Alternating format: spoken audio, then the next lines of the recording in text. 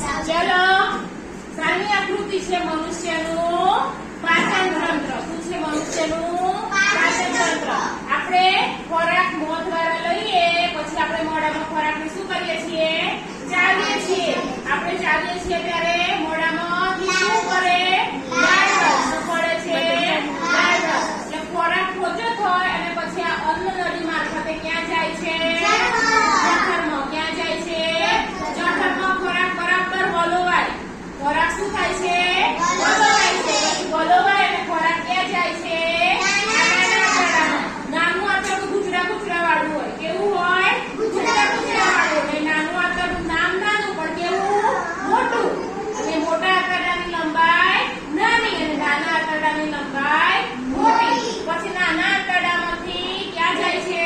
મોટા આંતરડામાં. મોટા આંતરડામાં પાણીનું શોષણ કરી લે, જે વિટામિન હોય બધા શોષાઈ જાય. પછી જે